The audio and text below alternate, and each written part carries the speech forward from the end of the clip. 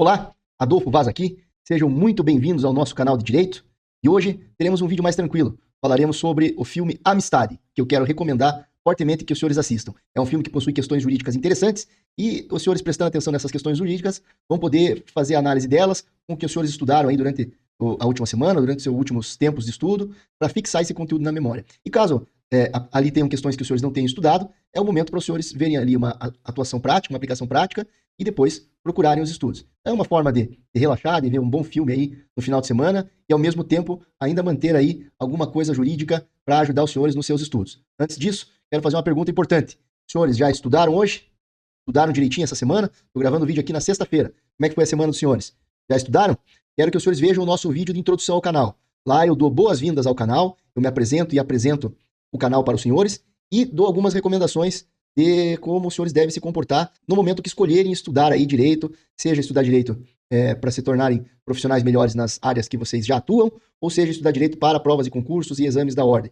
Então é muito importante, assistam um vídeo de introdução. Tem 30 minutos, sei que parece muito tempo, mas tem muito conteúdo que os senhores podem aproveitar. Os senhores não vão se arrepender. Então assistam lá e lembre-se, vamos estudar todos os dias, nem que seja um pouquinho. Então vamos falar sobre o filme Amistade. O filme Amistade é um filmaço, direção do Steven Spielberg, ganhou aí vários prêmios, é muito bom de se ver, é um drama muito bacana, faz os senhores refletirem sobre muitas coisas, principalmente sobre dignidade da pessoa humana, que é um princípio aí constitucional, e possui outras questões jurídicas. Vou citar aqui para os senhores alguns dos atores principais desse filme, apesar de que ele é recheado de bons atores, o elenco é fantástico. Então esse ator aqui é difícil pronunciar o nome dele, é o Djimon Hounsou.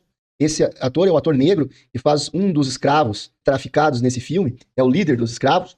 Tem o Anthony Hopkins, que faz o John Quincy Adams, que é um ex-presidente dos Estados Unidos e filho do John Adams, que é um dos pais fundadores dos Estados Unidos. Tem o Morgan Freeman, que interpreta um negro liberto e que trabalha ali, é um abolicionista, trabalha com o grupo dos abolicionistas. Tem o Matthew McConaughey, que faz o advogado que vai defender os negros traficados. A hora que for falar um pouquinho mais do filme, depois vão entender o papel dele. E esses são os atores principais, depois tem uma série de outros atores aí importantes que participam do filme. Bom, vamos lá.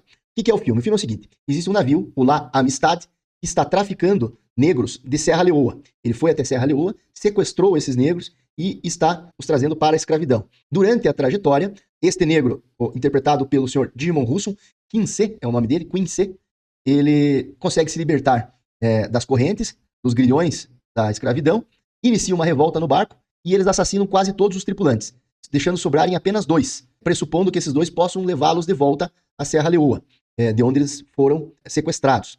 Só que esses 2 traficantes enganam esse grupo de negros e direcionam o navio para os Estados Unidos da América. Chegando nos Estados Unidos, o navio é interceptado pela Marinha Americana e esses negros são presos, acusados do crime de assassinato, acusados do crime de homicídio de todos os tripulantes daquele navio. Então o filme já se inicia com esta batalha jurídica. Uma das primeiras cenas ali são esses negros num tribunal, no primeiro ato de julgamento, em que o juiz vai iniciar ali o processo de acusação, o procedimento de acusação contra os negros pelo crime de assassinato da tripulação, e já nesse momento já surgem algumas questões jurídicas a serem abordadas. Várias pessoas representando entidades diferentes impetram habeas corpus para trancar aquela ação penal, que é uma ação penal que está acusando os negros do crime de assassinato, então eles querem interromper aquela ação penal, mas não é em benefício dos negros. Eles impetram um habeas corpus dizendo que são donos dos negros e que eles são cargas, ou seja, que eles não são sujeitos de direito nem para cometer o crime de homicídio. Então, primeiramente aparecem representantes da coroa espanhola dizendo que são donos daqueles negros porque o navio onde eles estavam sendo traficados era um navio que navegava sob a bandeira da Espanha. Por isso, os donos dos negros seria a coroa espanhola. Em seguida, aparece outro advogado, outro representante, agora da Marinha Americana, dizendo que esses negros são propriedade da Marinha Americana, porque foi a Marinha Americana quem resgatou o navio La Amistad em alto mar, e, portanto, naquela época havia uma lei ali nos Estados Unidos, que se você resgatava um navio, você era dono tanto do navio quanto da carga, e os negros estavam sendo tratados ali como carga deste navio. Aparecem em seguida outras pessoas interessadas em ser os proprietários desses negros, que são os traficantes, os 2 traficantes que sobreviveram. Eles alegavam ter comprado esses negros em Cuba. Esses negros, então, segundo esses traficantes, seriam filhos de negros de plantações em Cuba e, portanto, sendo filhos de negros em plantações em Cuba, eles continuariam a ser escravos. Vejam que a escravidão ela não acaba de uma hora para outra. Não há o estado de escravidão e aí vem uma lei e revoga imediatamente a escravidão. A escravidão, tanto lá como foi no Brasil, ela vai progredindo para a abolição com algumas leis anteriores.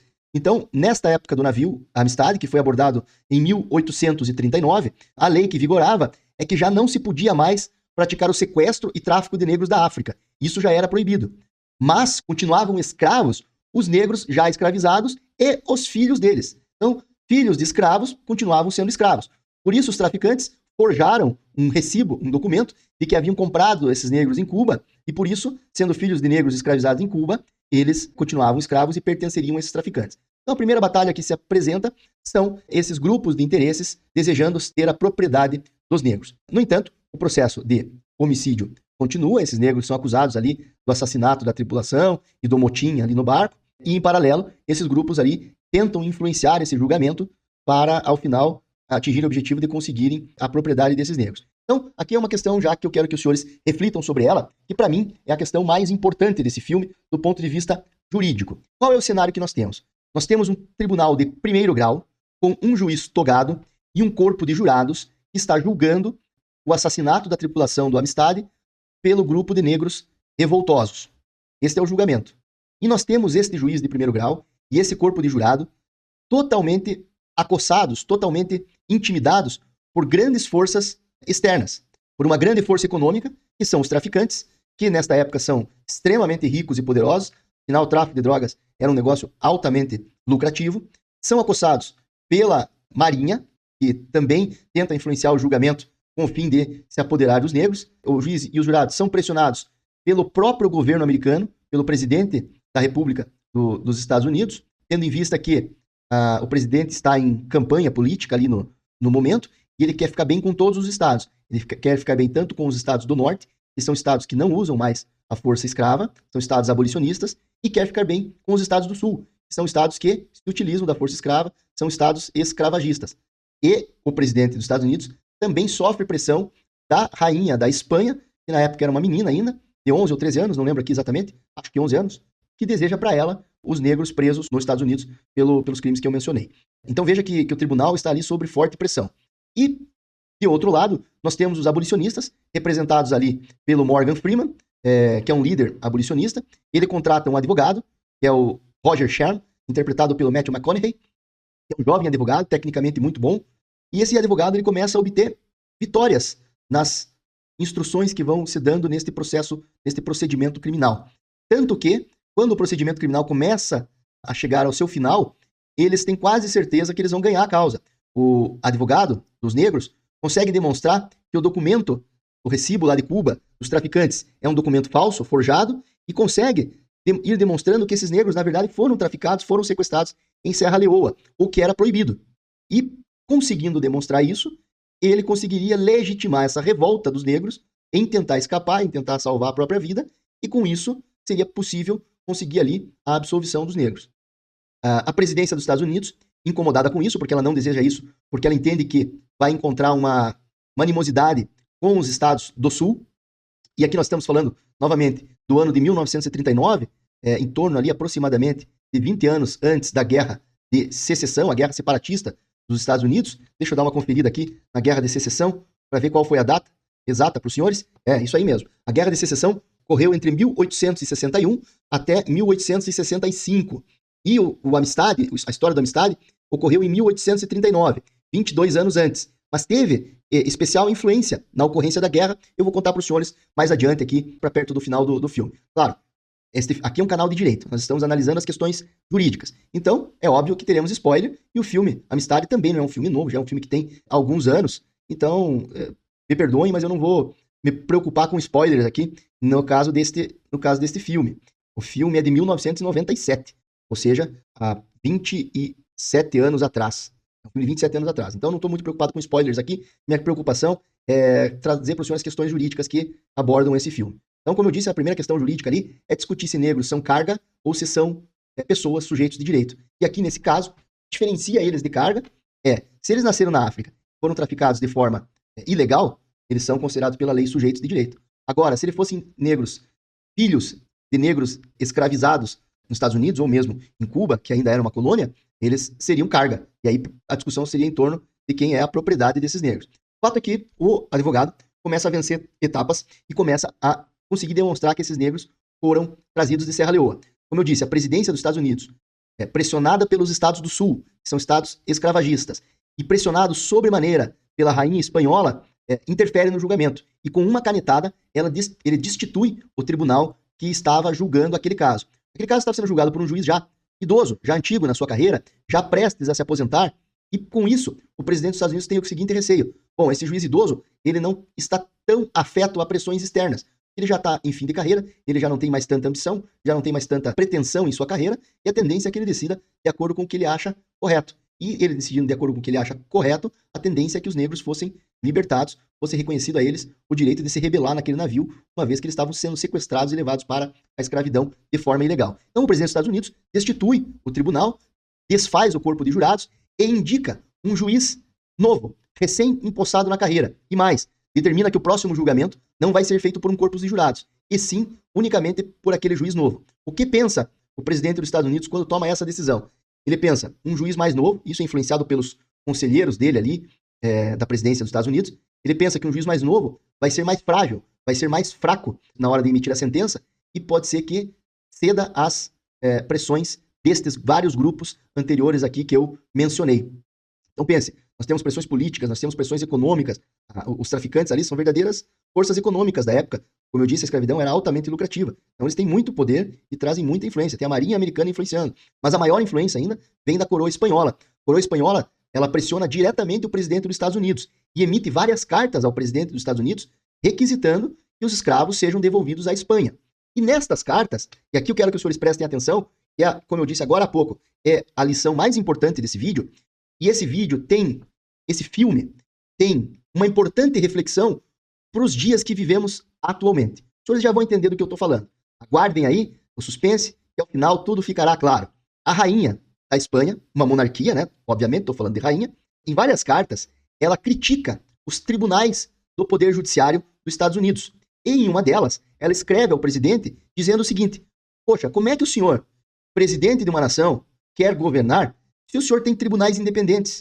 O senhor tem que controlar esses tribunais. Só assim o senhor poderá ter um governo tranquilo.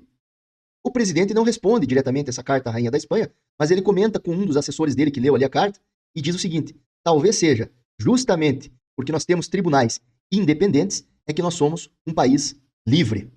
Então aqui vem a primeira menção à importância da separação de poderes, a importância de um poder judiciário independente, que tome decisões independente a pressões, quaisquer elas que sejam, políticas, econômicas ou até mesmo populares.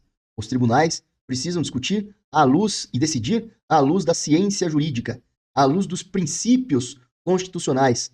Entre eles, neste filme, principalmente, o grande princípio da dignidade da pessoa humana. Bom, para a surpresa do presidente dos Estados Unidos e dos demais interessados, aquele juiz novo, que no filme é um juiz católico, e antes da decisão dele, existe uma cena em que ele vai até a igreja, se ajoelha e ali faz a sua reza e dá a entender que ele pede a Deus uma iluminação para a sua decisão. Então ele volta ao tribunal e dá uma decisão enfática, corajosa. Ele diz estar convencido de que aqueles negros foram sequestrados do continente africano, não são filhos de negros escravizados e, por isso, deveriam ser colocados imediatamente em liberdade e mais, devolvidos à sua terra natal, ao continente africano, à Serra Leoa, com os custos pagos pelo governo americano. Então, o juiz mostrou sozinho uma pessoa, um juiz novo, com a sua decisão, representando o poder judiciário, tomou a melhor decisão para aquele caso e mandou os negros de volta para a África. Mas o filme não acaba aí. O presidente dos Estados Unidos recorre da decisão. E aí a gente pula para o julgamento na Suprema Corte dos Estados Unidos. Eu não sei se lá haveria mais instâncias, se esse processo na vida real pode ter passado por outras instâncias, mas no filme a gente pula desse julgamento em primeiro grau, feito por um juiz único, e vai para a Suprema Corte. Na Suprema Corte, esse jovem advogado, o Roger, ele recorre ao John Quincy Adams, que é um ex-presidente dos Estados Unidos e filho do John Adams, que é um dos pais fundadores dos Estados Unidos da América. E é o John Quincy Adams, que vai fazer a sustentação oral perante a Suprema Corte dos Estados Unidos. E aí, esse final tem um discurso memorável do John Quincy Adams. Eu vou tentar resumir em algumas palavras aqui as partes importantes do discurso dele, mas eu recomendo que os senhores assistam o filme e aí lembrem do que eu estou falando aqui para prestarem atenção nestes momentos, porque vai fazer com que os senhores tenham uma outra visão sobre o discurso, porque para além de bonito, ele é carregado de valores. É um discurso curto, mas carregado de valores importantes para o direito e mais, muito importantes para um Estado democrático de direito. Bom, estamos lá na Suprema Corte dos Estados Unidos, o julgamento está correndo. Deixa eu ver aqui quantos juízes tinham em 1839. Bom, atualmente aqui são 9 juízes na Suprema Corte Americana. No filme agora, bom, eu não lembro lá se eram 11 juízes ou 13 juízes, não lembro o número exato de juízes, mas no filme eles deixam muito claro que 80% dos juízes ali são donos de escravos. Então digamos lá que sejam 11 juízes, depois os senhores veem o filme e conferem lá para mim, dos 11 juízes, tipo assim, 8 ou 9 são donos de escravos e vão fazer o julgamento sobre a liberdade daqueles negros traficados da África. Bom, vamos voltar ao discurso do John Quincy Adams. Primeiro, o John Quincy ele agradece o trabalho do advogado Roger, que foi quem produziu toda a prova, para demonstrar cabalmente que aqueles juízes, aqueles negros, eles tinham sido sequestrados na África e não eram filhos de negros escravizados, mas ele implora, na verdade ele não implora, ele suplica ali aos ministros, aos juízes da Suprema Corte, que decidam pelo que é certo. Porque o que estava em jogo, na verdade, ali? O que estava em jogo era o Poder Judiciário vai tomar uma decisão independente e determinada pelo direito ou vai tomar uma decisão que atenda os interesses das influências externas. Porque, embora todas aquelas pessoas interessadas nos negros como carga quisessem para si a propriedade dos negros, elas convergiam num aspecto. Todas elas queriam tratar aqueles negros como carga.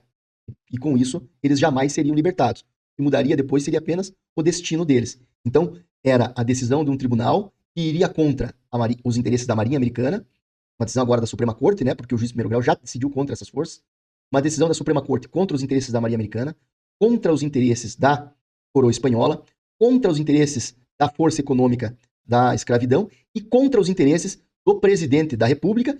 E agora vem um plus, contra os interesses de metade dos Estados Unidos, da metade sul dos Estados Unidos. Durante o filme, eles vão mostrando a tensão que já existia entre os estados do sul e os estados do norte. E os estados do sul já vêm ameaçando o presidente da República de uma guerra civil. Há um jantar no filme em que um dono de escravos pertencente aos estados do sul diz claramente ao presidente da República que, em caso de abolição da escravidão, isso estaria tirando deles o sustento. Eles consideravam que o sustento deles era baseado na escravidão e que homens sem sustento poderiam tomar as decisões mais radicais possíveis, ou seja, irem à guerra. Então, John Quincy Adams, ele faz o seu discurso apelando aos ministros da Suprema Corte que decidam pelo que é certo. Importante que ele frisa nesse discurso uma natureza conservadora. Então, durante seu discurso, ele diz para o Cinqué, que é o negro, líder dos negros traficados ali, ele fala para os ministros: eu estava tendo uma conversa com meu amigo Cinqué, que é este negro, e o Cinqué me contou que na tribo dele, no povo dele, povo Mende, quando um membro do povo Mende se sente numa situação sem esperança, ele recorre aos seus ancestrais. E aí o John Quincy Adams, interpretado pelo Anthony Hopkins, dá uma pausa e fala tradition, ou seja, tradição, que significa muito para os Estados Unidos, que é conservadorismo. E aqui é importante os senhores pesquisem. Conservadorismo não tem nada a ver com reacionarismo. Conservadorismo significa perpetuar as tradições, perpetuar aquilo que é bom, evoluindo e melhorando naquilo que precisa ser melhorado. Ao contrário de revolucionismo, que pretende acabar com tudo para criar algo novo do nada, e não tem nada a ver com reacionismo, com ser reacionário. O ser reacionário é ser contra qualquer coisa nova, ou seja, é tentar manter o status quo de qualquer maneira. Por exemplo, os escravagistas poderiam ser considerados reacionários, porque eles queriam manter algo que era totalmente subhumano, ofendia totalmente a dignidade da pessoa humana.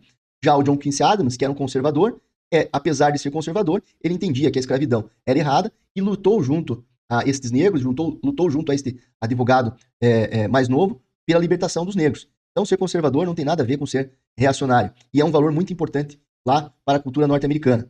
Então, quando ele fala essa primeira palavra, tradition, tradição, ele está apelando que os juízes percebam que ele está falando ali de conservadorismo, um valor muito importante para os juízes. E ao dizer que o Cinqué, recorre aos ancestrais, ele usa isso como gancho para recorrer aos pais fundadores da América. Então ele vai até um quadro onde tem a Constituição Americana e onde tem os bustos dos homens que fundaram os Estados Unidos, entre eles George Washington, entre eles John Adams, que é pai do John Quincy Adams, fala o nome de cada um dos pais fundadores e diz uma frase mais ou menos assim: nós precisamos compreender que o que nós somos vem do que nós fomos. E mais do que compreender isso, é abraçar essa compreensão. Então ele estava querendo dizer que aqueles pais fundadores que lideraram uma guerra contra a Inglaterra para se constituírem em homens livres, eles seriam contra, em tese, a você manter outros homens, no caso aqueles negros, presos. E aí ele termina de forma magistral esse discurso, dizendo aos ministros: julguem aqui pelo que é certo. Julguem aqui pelo que o advogado Roger demonstrou durante todo o processo, que esses negros foram efetivamente traficados, eles estão sendo trazidos de forma ilegal e o que é correto perante o direito é reconhecer que eles estão sendo escravizados de forma ilegal e que, portanto, eles tinham o direito de se rebelar, lutar pela própria liberdade e agir em legítima defesa, mesmo que fosse assassinando os seus sequestradores. E ele termina dizendo o seguinte: e se isso nos levar a uma guerra civil, então que venha essa guerra civil. Olha o peso desta decisão e olha a importância do valor desta decisão e desse discurso para reconhecer o poder judiciário como um poder independente, independente de influências do poder executivo, independente de influências do poder legislativo e independente de influências de poderes econômicos, hoje em dia aí de empresas econômicas de grandes oligopólios.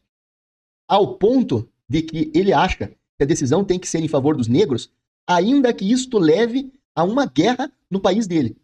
E ele termina dizendo que esta seja a última guerra a consolidar os Estados Unidos da América.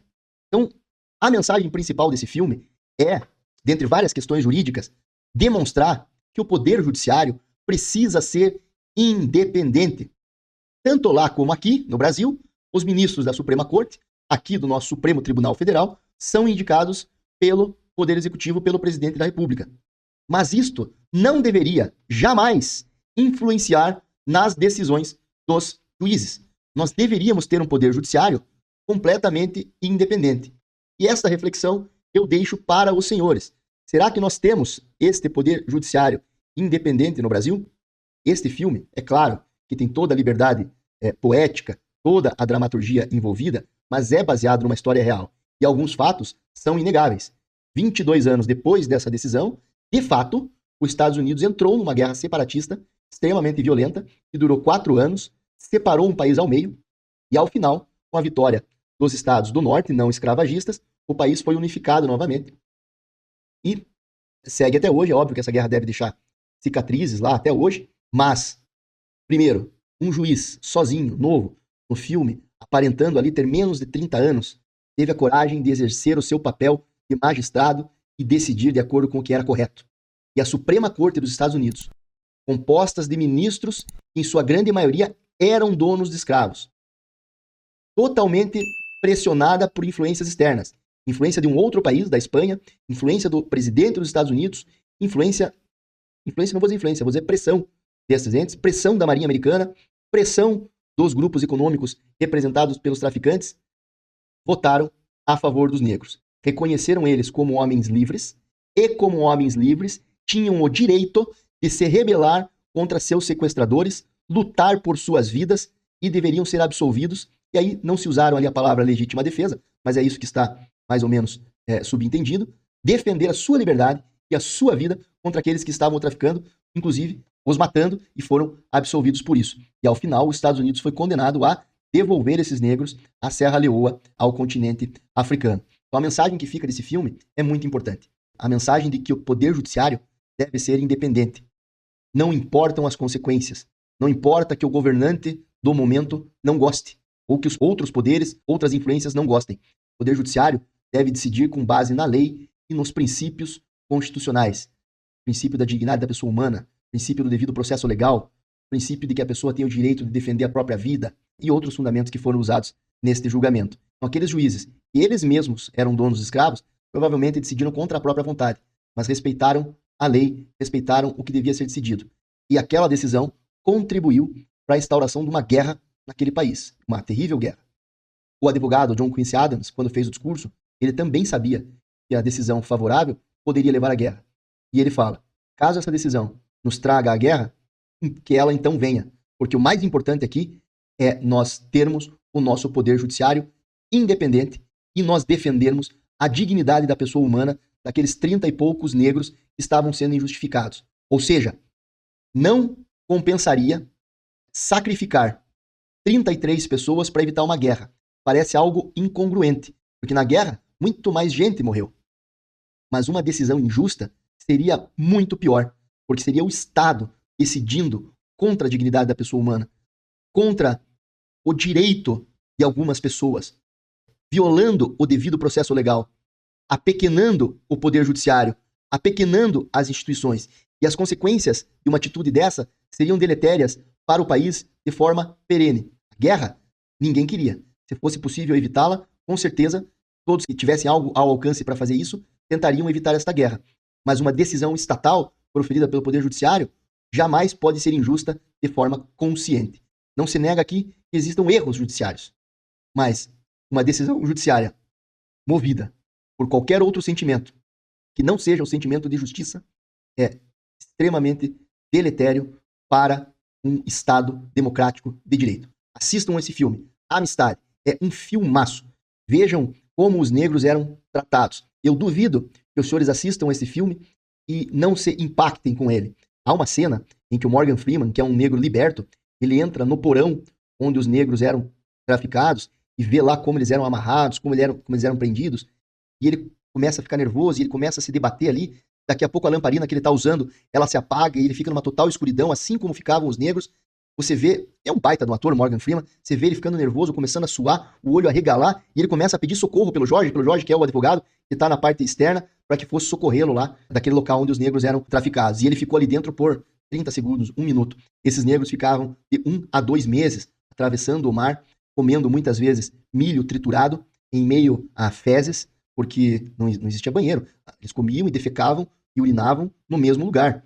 Quando começava a faltar comida, e no filme isso é demonstrado, eles tinham que aliviar a carga. E aliviar a carga é literalmente jogar negros ao mar para que morressem afogados.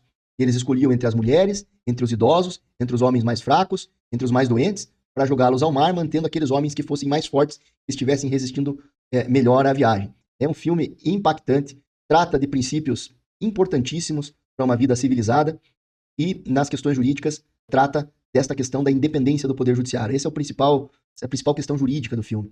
Mas nós temos ali vários princípios para serem estudados, entre eles, como eu já repeti várias vezes aqui, o princípio da dignidade da pessoa humana. É um filme sensacional, assistam, prestem atenção nessas questões jurídicas. Lembrei de mais uma para finalizar aqui.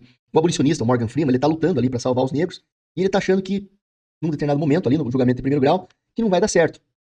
Então ele visita o John Quincy Adams, e depois lá na Suprema Corte vai fazer a defesa dos negros, e pede ajuda pro John Quincy Adams. E o John Quincy Adams se nega. Ele diz, olha, eu já tô velho, eu já tô no fim de carreira, eu já não atuo mais como advogado, eu não tenho mais como atuar. Mas ele tá não ajudando explicitamente, mas ele vai dar dicas para ajudar.